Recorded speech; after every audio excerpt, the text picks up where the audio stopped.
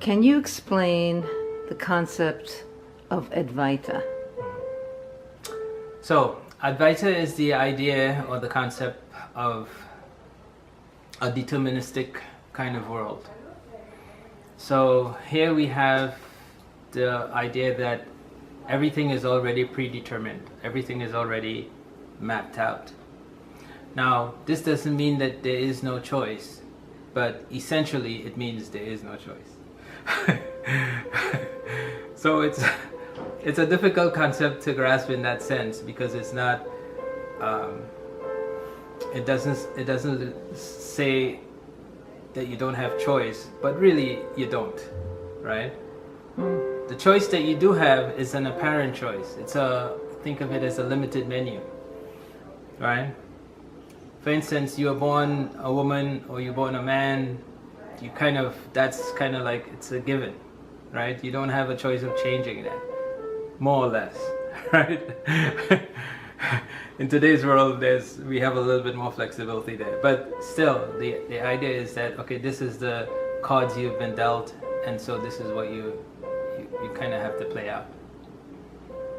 So the concept of Advaita is really that sense of things have been set up in a certain way, and there are variations, but everything is kind of predetermined on a particular outcome. A good analogy would be like a video game, for instance. You can play the video game, there's lots of moves that you can play, but all of them have a response that's predetermined, right? If you make this move, this is the response you get. If you make that move, that's the response you get. And you have some choice about which one you want to do, but pretty much all of them are predetermined. Does that make sense?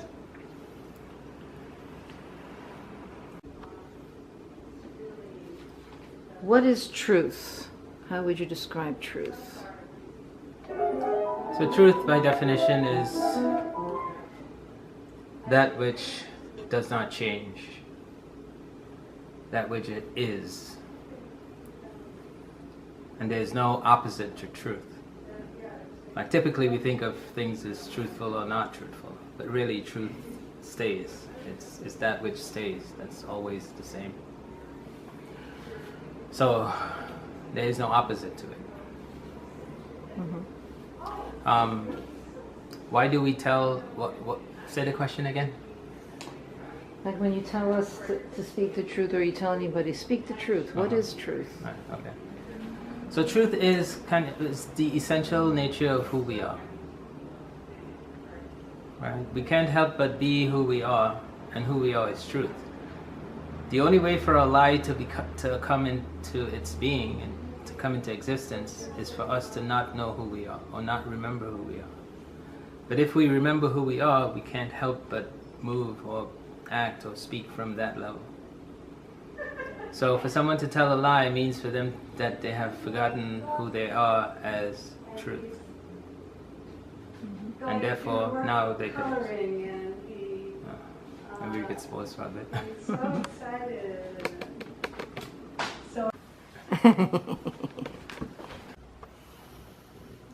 What is truth? Is there ultimate truth?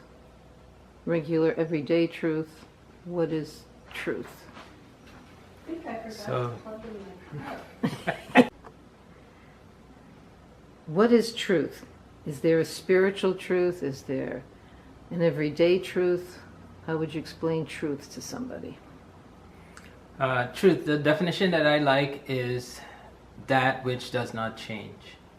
That which is eternal, and therefore that which does not have any opposites.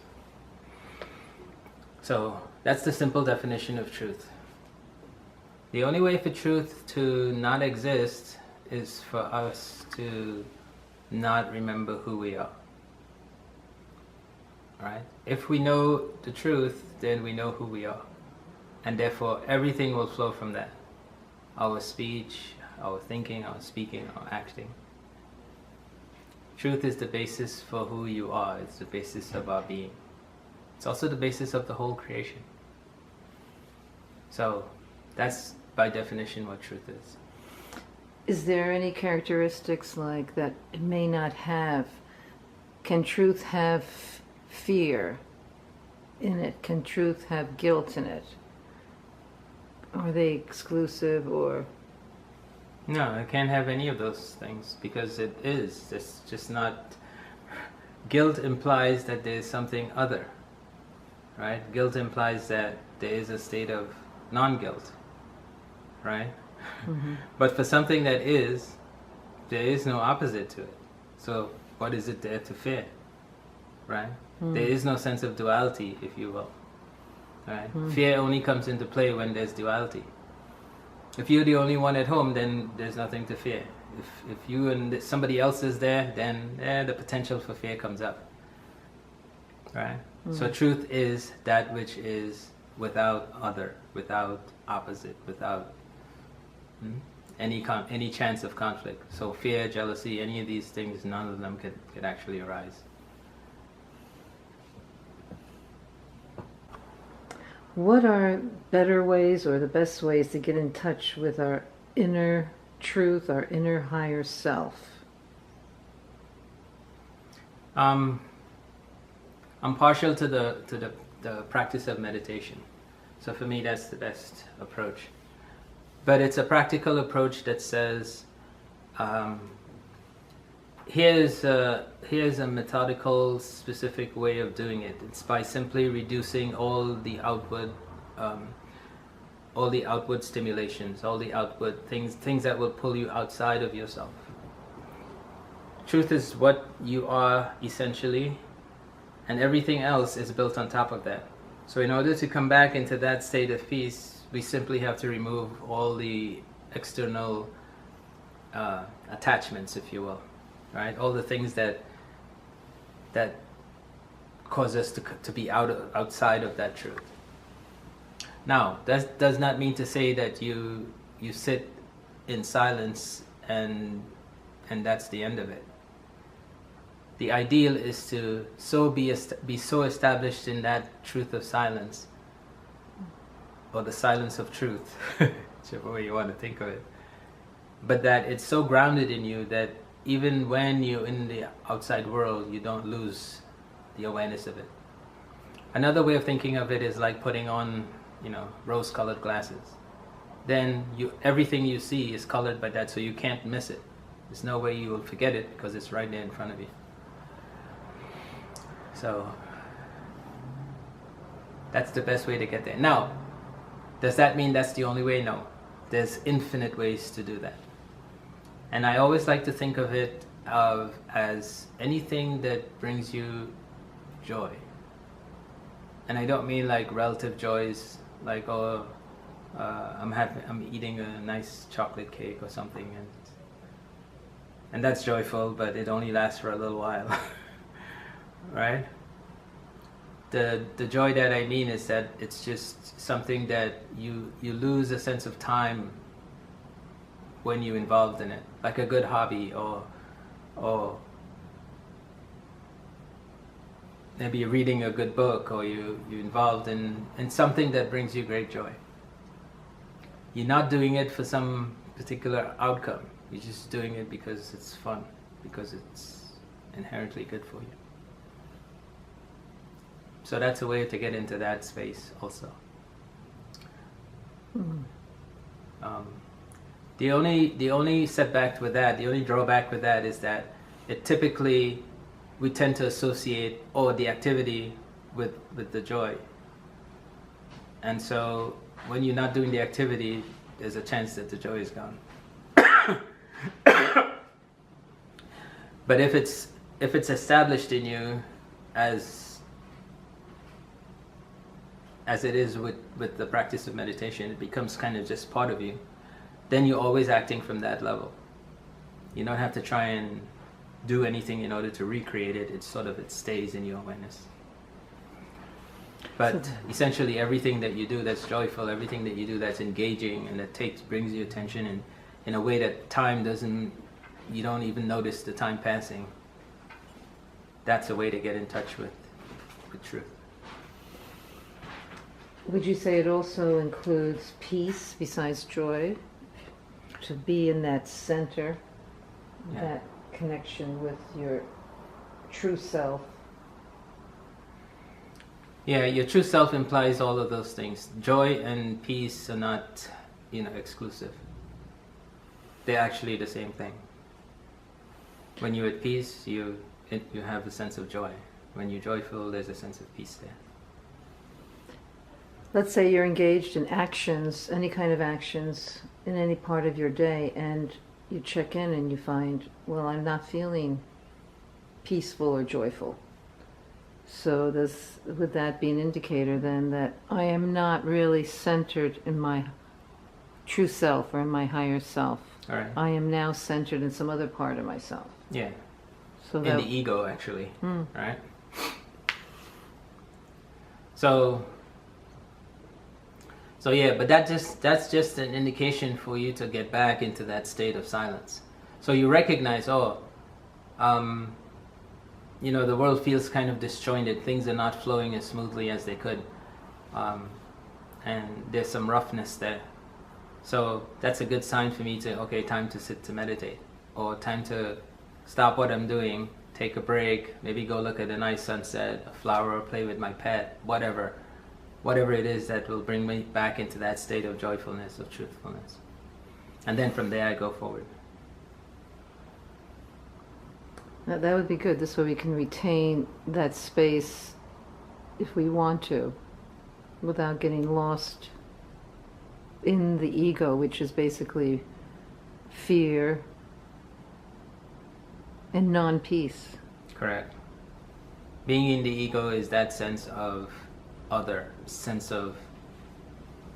let's define the ego. The ego is who we think we are. Right? It's not who we are in truth. It's a made up personality, right? That we've created over a number of years. So you're born, and then you're given a name, and you're given certain characteristics, certain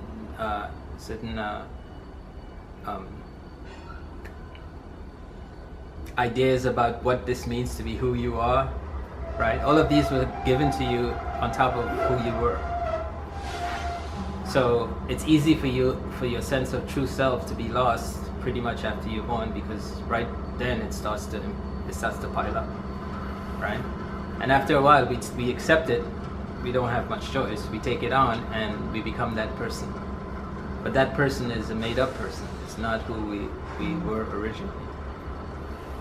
And I would say the society that we live in, most of the people I know, wherever we're born, we're not encouraged by our culture or our parents to be aware of that higher self, that true self, that inner self, and that without that awareness and without that encouragement, we're not encouraged to cultivate it, be centered in it, not giving any real information about that. So Right. then we're lost in our personality. Correct, yeah. And for most traditions, that's true. There are a few exceptions, like the Buddhist tradition or the Hindu tradition and many more, American Indian tradition. There's lots of, typically indigenous peoples are a little bit more connected to that idea of your true self.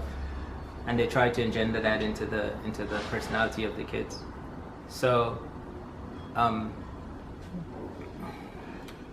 as long as you aware of it, as long as there's enough stimulation in the environment for you to kind of move towards that, the quicker it will come into your awareness as, this is something that makes more sense to me than my personal ego. But the idea of having an ego is kind of necessary to be in this world, because if you're in this relative world without an ego, it's kind of difficult, right?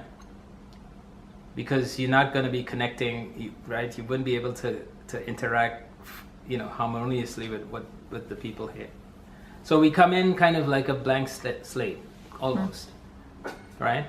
And then we have to gather an ego in order to be able to participate in this environment.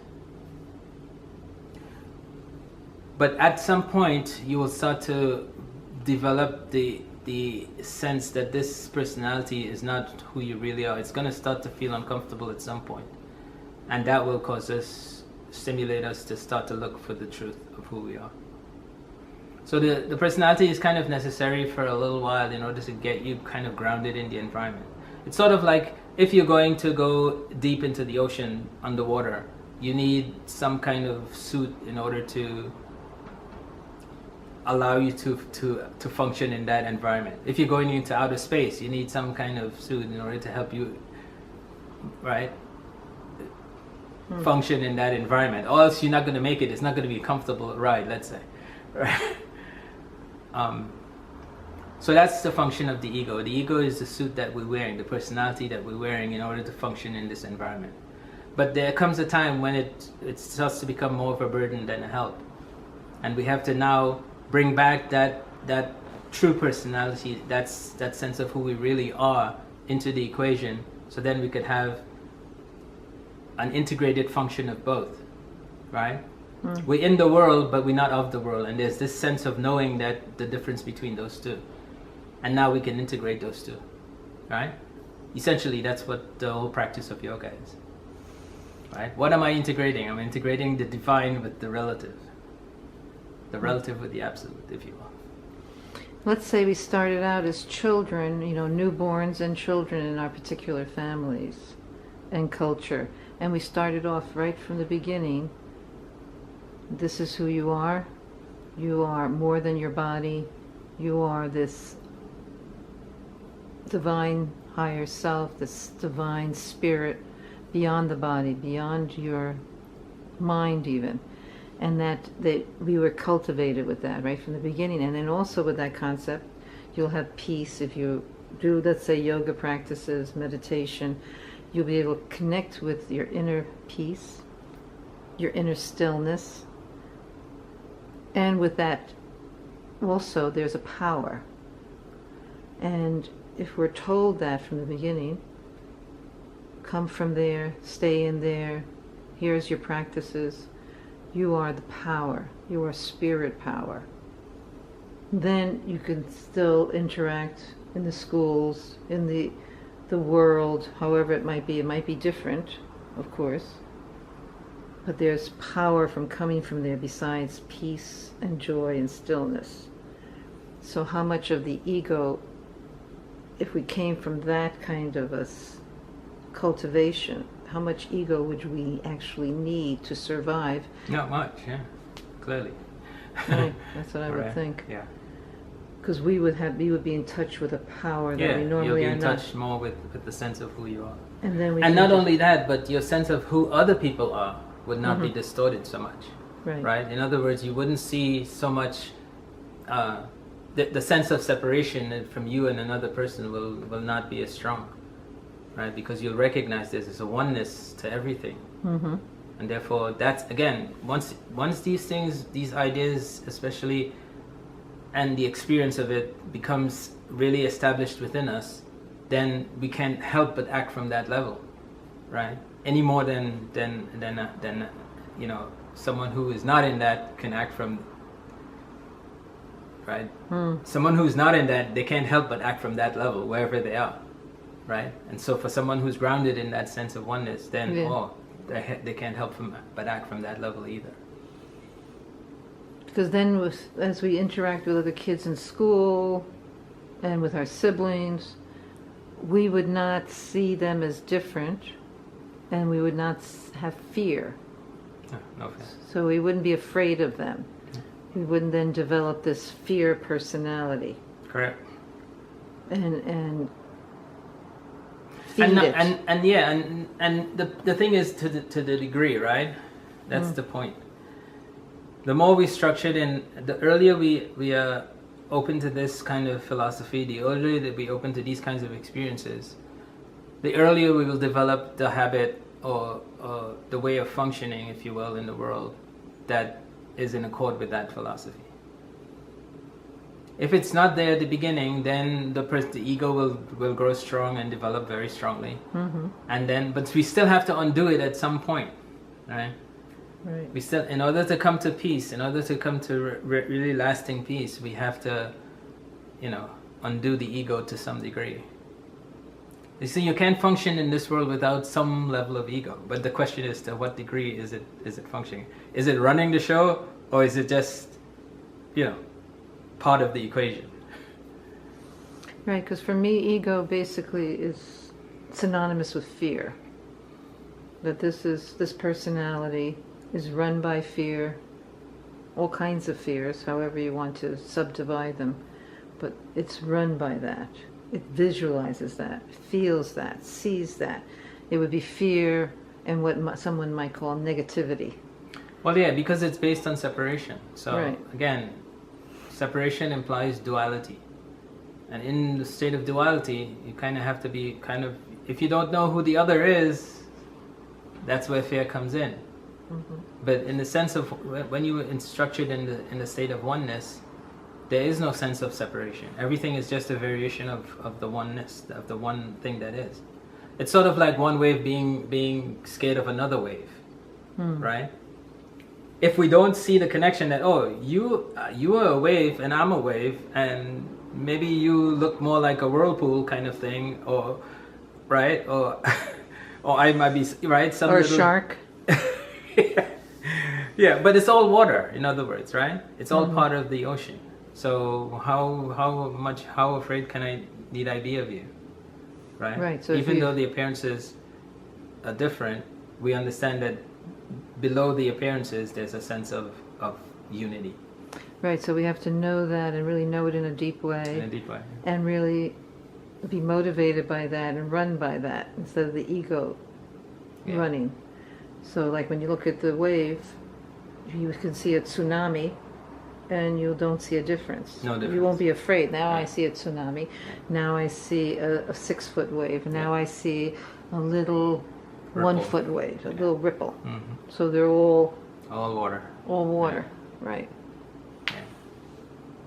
So this is the integration of the duality and the oneness, right? Mm-hmm. The oneness isn't lost because there's change, but you don't lose sight of it, the fact that it's oneness, right? It's like having a gold chain or a gold watch or a gold bracelet or a gold chain, right? Or gold earrings, whatever it is, but you recognize, it's gold. It's all right? gold. So it's just a different form, a different shape of the same one thing. Right? Yeah, so what's been interesting for me observing that lately is any kind of actions or any kind of involvement in my so-called physical world. What is the motivating emotions within me? So I'm sensing more, like do I see fear there? Do I see negativity? Non-oneness? So if that's in my actions or in my involvement or my focus, now I'm like, looking it over. So what am I doing? Am I just letting my ego now run the show again? Or can I go into that inner space and stay there and focus there and then go into the action? And then what would my actions be in that play? Because there's all these plays going on, or dramas. Yeah, well, that's the difference, right? If we experiencing those two states separately, and when we in one, we're not in the other, then so you'll always be questioning, okay, well, if I'm in this state, then this is the experience that I have. If I'm in that other state, then this is the experience that I will have. And the two never seem to get together. But the ideal is to bring those two together, to integrate them, because they are inherently integrated, right? It's just that the ego, the development of the ego causes a sense of separation. But it's not a real sense of separation. It's not the truth. It's just an illusion of form, right? The essential truth is that it's all one thing. And if we could be established in that, and when I say established in that, it means that I'm not trying to think of what to do. It's just that I'm acting from there just naturally. Right? Just like a dog will bark. It doesn't have to think about it, right? Yeah. It just happens. Right? So our action will come naturally from that space, wherever it is, to whatever degree that we integrate it, to whatever degree that we established in that, in our awareness. Right? That's where we lack from.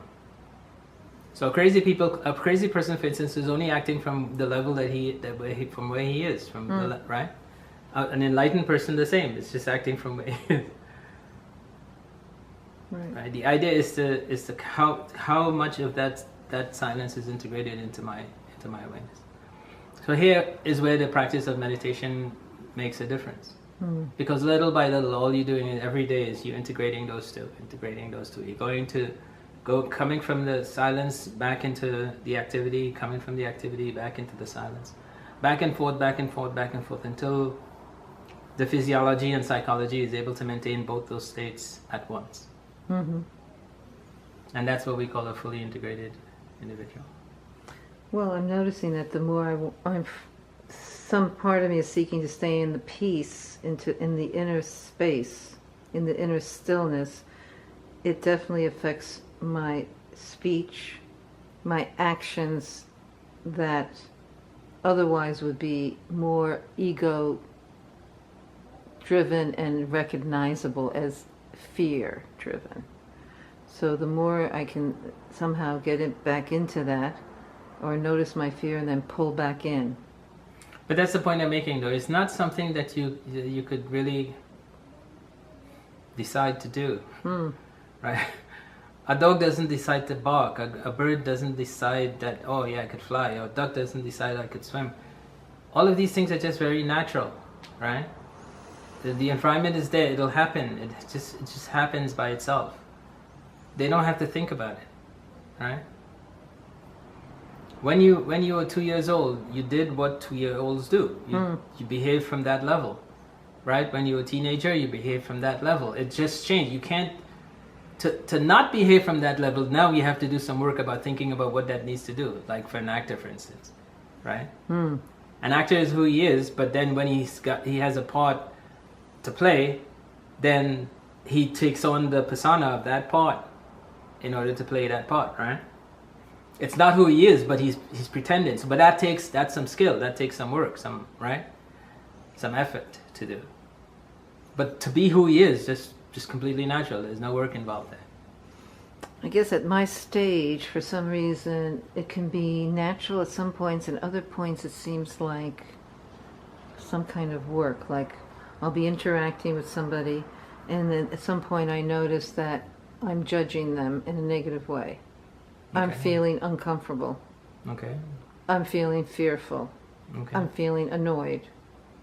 I'm feeling disturbed. And at some point, some part of me notices that, and then it gives me sort of the recognition. Okay, watch your breath, which I use. Let's say, watch my breath. Be still. Just now, focus. Go within yourself, and not maybe speak for whatever. 30 seconds, a minute, and then get centered to remind myself, okay, I'm in my center. Everything is okay. There's no fear. There's oneness here. This other is not different in a fearful way. So you see the kind of, you have to kind of do this mental gymnastics. You have to be constantly okay, that's one way of doing it, and that's fine, and that's a good, right? That's a good second, best way of doing it, if you will, right? But that just means that it's not established in you yet to the point where it's just you just do it naturally. Right. Here you have to do some work. Okay, yeah, geez, now I'm upset, I'm mad, I'm feeling anger, or whatever is that. Okay, but now you have a technique in order to bring yourself back into a state of harmony. And then you could go forward from there. But wouldn't it be best if you just always from there? Right, if it was there's a natural flow, that I wasn't getting disturbed to begin with. Right, exactly. Or fearful so to I don't begin need a with. correction. Yeah. Right, and I wasn't getting judgmental. Correct. Right. Who are we ultimately? How would you describe to someone, who are we ultimately? Who and what are we? I guess the better question would be, what are we? Okay, what are we? Yeah. Because to say who we are implies that you're already, a human, right? Or some sentient form. But to say what we are is a little bit more open-ended question. So what we are is that which is. And the definition I gave earlier of what that which is truth. Right? So truth is what we are. That definition is not one that we could really function with, because we're looking, I think the question that, the answer that you're looking for from the question is, well, what is the composition of who we are? And the closest thing that we could come to that, I think, would be to say that we're consciousness. Inherently, we are the thing that is aware of ourselves. So consciousness is a good definition. It's not the absolute truth in the sense that it's just 1/3 of the equation. In the Vedic tradition, it's said that we are eternal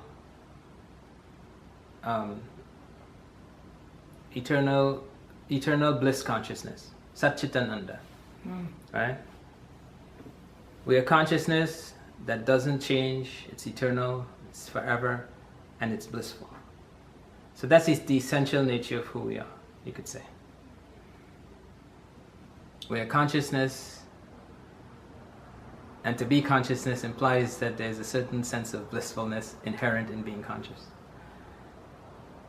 And we are that consciousness always. Now, we express ourselves into an individual, or I should say, what's a good analogy?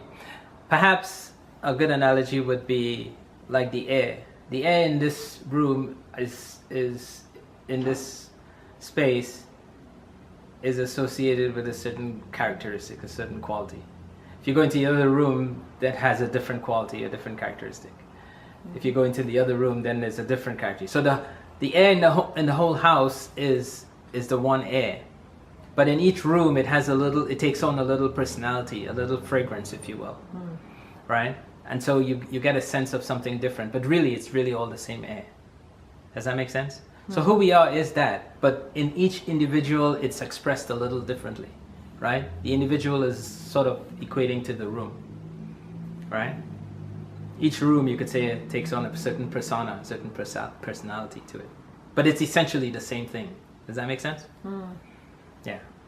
So if we are consciousness, is we who are consciousness then aware of this personality, this fragrance that is unique to each of us? Yeah. All right. The only problem that we get into is that when we lose sense of the oneness, the fact that it's all the same thing, then we get into, the differences now stand out more. And because the differences are there, there's a sense of, the boundary of who I am ends right here, and this is where you start further away from that. Right? There's a sense of separation, in other words. But if we remember, if we have the experience of ourselves being, I am consciousness and everything is consciousness, then there is no boundary. There's just different shapes, like the waves on the ocean. The ocean never goes, there's waves, and so therefore there's some difference. No, it's all me. So then would you say that ego is from consciousness? Is ego consciousness?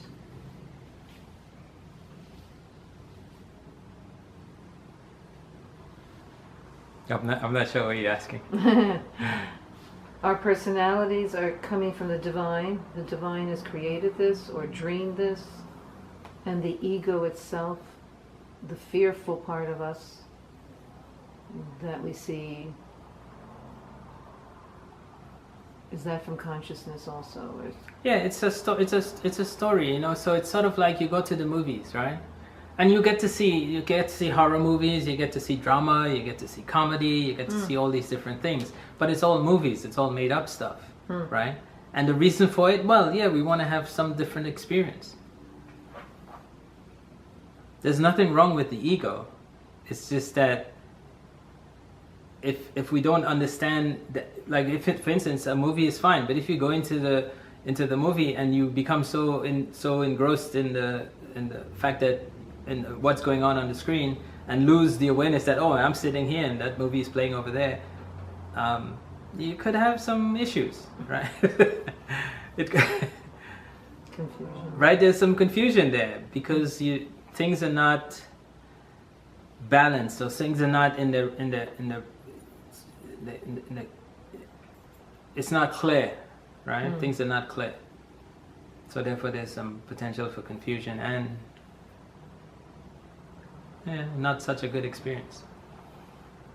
The other thing I was just wondering now is, like, if I was very centered in my self, my inner self, the consciousness that is not fearful, if I'm deeply centered in it, would I even see any differences? Would I see any fear even? No. I wouldn't even see it, possibly. It wouldn't arise because there's nothing to fear when you're in that oneness. You just said it, right? Fear comes from duality. That's the only time you can have fear. So even if I think I'm seeing someone expressing fear, that could be my perception coming from ego. Well, you'll see what you see, but it's not gonna mean anything. You're not gonna confuse it as something real. You're just gonna see it as just an expression of whatever it is. Right? Yeah. Okay. It's like when the light is on and you see a rope on the ground, you don't say, "Oh, there's a snake." But if it's dark and you can't see clearly, you might mistake it for a snake. Right. See? Now the reactions that you have to it are totally, they're what you have to it, right? But the basis of it is not real. Right? So it's basically, what's my reaction? What is our reaction to whatever we're looking at or experiencing? Right. It's based on who we understand ourselves to be. It's always what it is, right? Who we understand ourselves to be in that moment or any moment. Any moment, yeah. What kind of government or political system can you imagine? What would you like to see for the world? If you can imagine a system. One that minimum amount of governing. The ideal will be if everyone comes to that state of awareness where the understanding is I am part of one family, one whole family, and everyone and everything in the whole creation is just a part of me, part of my family. Then my behavior towards them will be always in a way that's beneficial. Making the assumption, of course, that this is a caring family, not a caring one. But that's the idea, right? Typically, we tend to look out for people who we consider to be part of us, part of our family, or part of... Yeah. Can you imagine particular rules in this? Let's say it's a one world government where any particular rules or laws? Well, there wouldn't be need for it, right? There'll be less and less need for any of these things, because then everybody will be acting out of what's good for everyone, right? There wouldn't be any need to hurt anything, because you'll recognize, oh, if I hurt that, I'm hurting myself, so why would that wouldn't come up as a choice. Government will have very little to do. There wouldn't be any need for them, right? The reason that it functions the way it functions now is because there's this sense of separation, right? There's this sense of, oh, I could do something that I wouldn't be hurt, but somebody else might be hurt, and so then you make the choice. Well, it's better me than them, right? So I do whatever is necessary and beneficial to me, but then, so it hurts other people, I'm sorry, but, right? But once you see that everybody is involved, once you see that everybody is connected, just like the earth is connected, I mean, everyone be sharing this earth, right?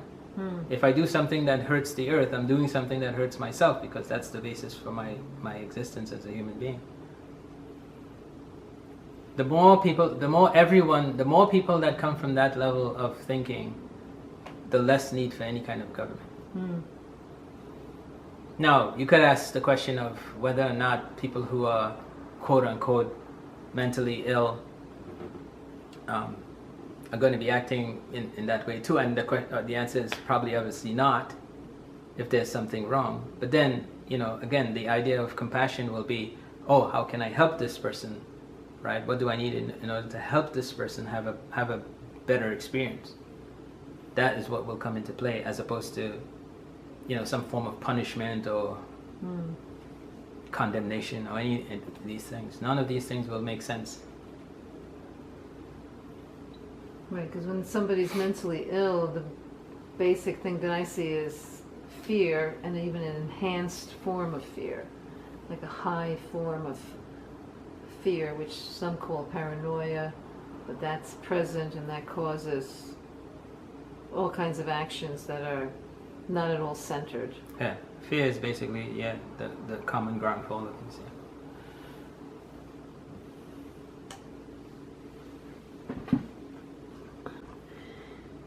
Is it okay for a guru or a teacher to have sex with their students? Recently there was a guru in India who was charged with raping his students, and he was taken to trial. There was a big to-do. He had thousands of followers, and I was watching that on television, India news, and he was found guilty and given jail sentence. I don't know how long the jail sentence. So how would you deal with that subject? Yeah. So we have to remember we're human beings, and we have this. Are we sexually, right? Sexual beings, right? Sex is a very strong part of the physiological makeup, and it's part of the ego too. So that's really the problem. It's not really so much the action as it is the functioning of the ego. That's the problem, right? Because if someone takes advantage of somebody else, then that's an ego problem, right? Their ego is playing out whatever role it thinks it needs to do, and therefore doesn't really care about the consequences that it will have on someone else. So it's more of an ego issue than it is anything else. But that being said, the person who is a guru or someone who is revered in a similar way, it's kind of up to their responsibility to not get involved in that kind of thing. I know it's still but it's their karma too, right? The consequences will definitely come back, and they know that too. So there's very little motivation to do that. But if it happens, it just means that their ego is not as fully integrated yet as it could be. So they're just acting from that level. What else can I say about that? Whether it's sex or rape. So some will say that it's consensual sex. So between two adults. So and between a teacher, guru, and then a consenting adult. Well, yeah, but still. It's hard. It's geez. because the idea of when being a human being, you have to have some sense of ego, right? But it does not need to go that far. It does not have to reach that far. And if it does, it just means that's a sign that the ego isn't as well integrated as it could be, right? It's the same. I mean, it's the same in any culture. It's really a power thing, right? A person who has some level of power over another starts to use that in a way that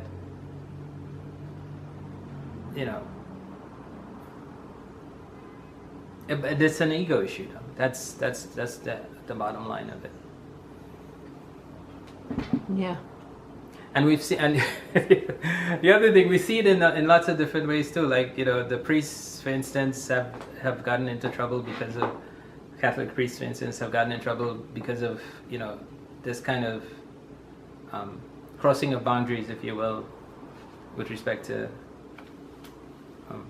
members of their... Right, and with them, it's been a lot of people that are not even consenting adults. Yeah, not even consent. Yeah, it gets really kind of out of whack. But again, it just means that those people are not yet fully integrated. That's basically, yeah.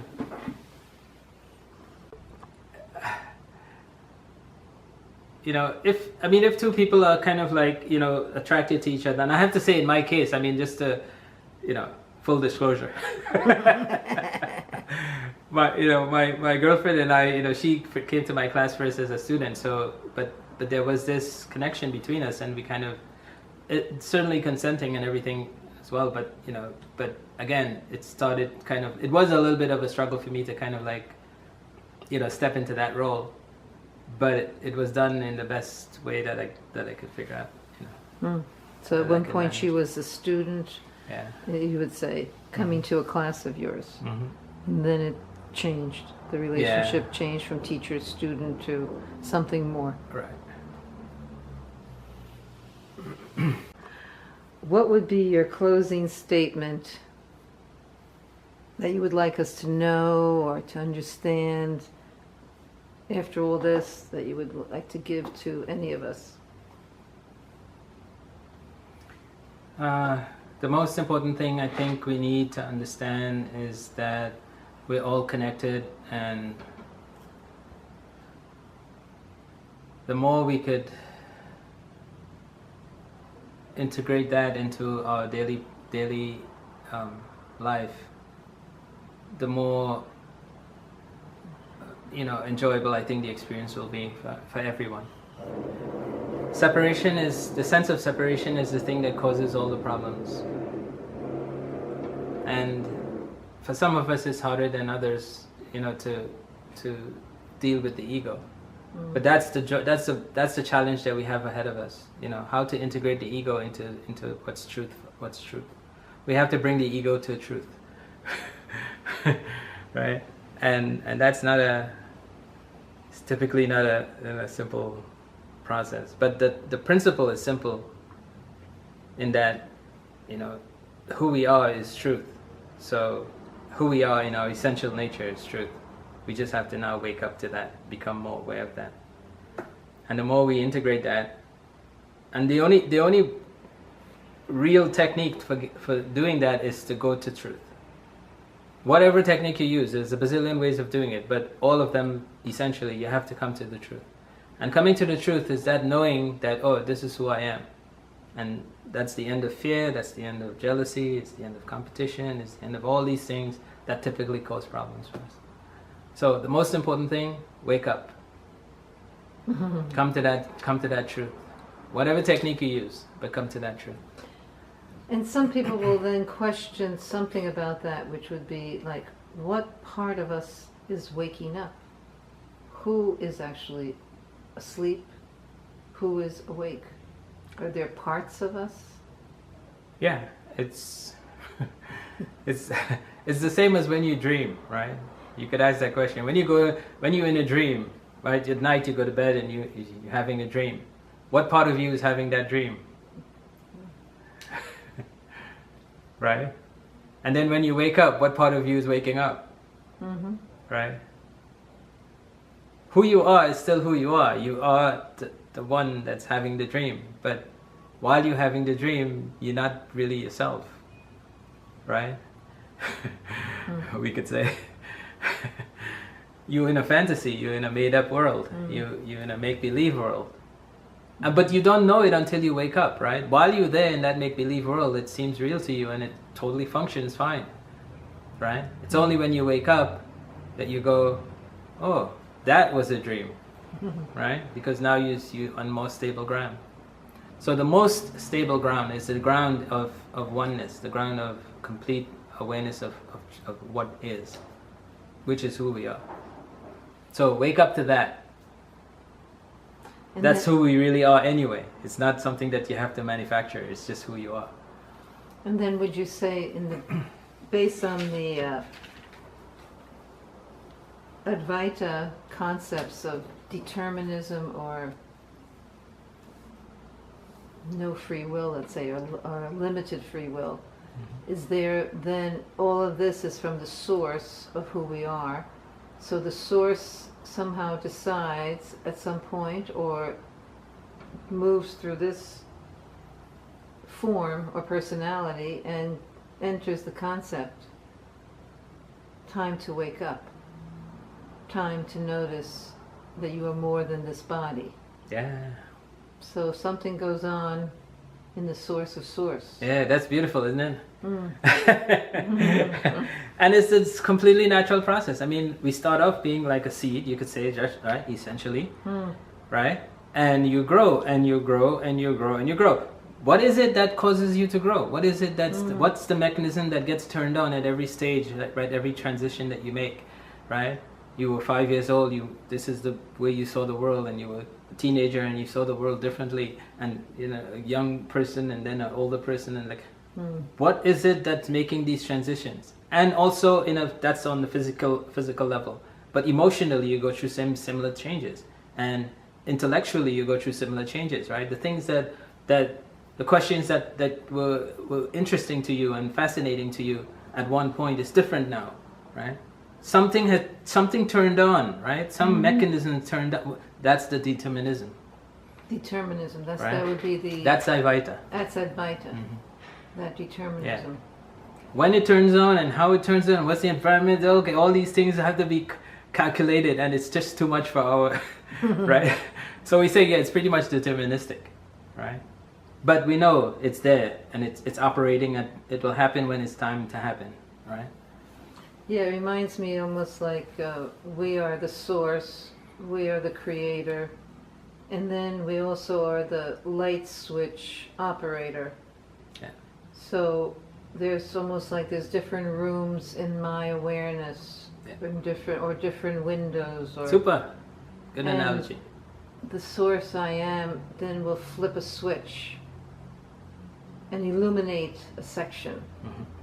And it'll illuminate something here, let's say, and people talk about chakras or whatever. Let's say illuminate something here, and then this awareness comes in that I have an inner space that is peaceful, that is joyful, that is blissful, and is at one with everything. That switch just got turned on, the light went on in that space, in that awareness. And then other things get switched along the way. Yeah. The light turns on in another compartment. Now I see. Yeah. So you see, the you that sees all these things stays the same, right? But the perspective changes and the perception changes, and therefore you behave now from a different level.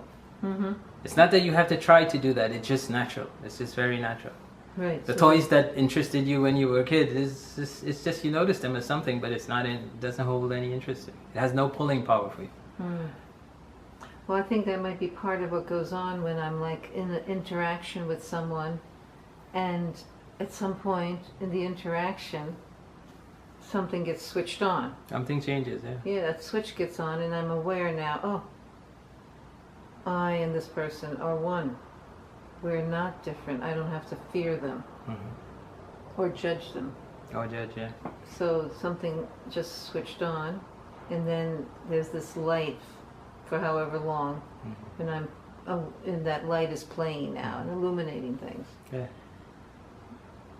And so The wonderful my thing- actions change. You know, whatever actions are going on, something changes then with the illumination. Yeah, always comes with illumination. So the wonderful part of the Advaita philosophy is that it takes a lot of the burden off of us, right? We don't have to figure out what's that, what's this, is this. We just deal with what's in the present moment, and this is why the power of now is such a powerful idea, right? Because you put all of your attention where it's actually going to help, instead of being divided between the past and the future. We're just in the present. That doesn't mean to say that you don't do, whatever necessary planning that you do, but you stay with what can I do right now? What is there in front of me to do? You deal with that with all of your attention, as much of you can as you can, and then go to the next thing. Right? Knowing, we have this knowingness that everything is working out as it should. Right? We don't have to worry about,